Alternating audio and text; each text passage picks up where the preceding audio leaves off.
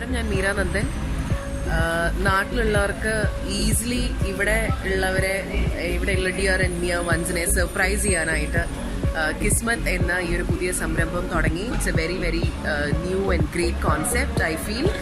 അപ്പോൾ എല്ലാവിധ ആശംസകളും നേരുന്നു. എനിക്കും ഇതുപോലെ ആർക്കെങ്കിലും ഒക്കെ ഗിഫ്റ്റ് കൊടുക്കാനായിട്ടുള്ളൊരു ഭാഗ്യം ഉണ്ടാവട്ടെ കിസ്മത്തിലൂടെ.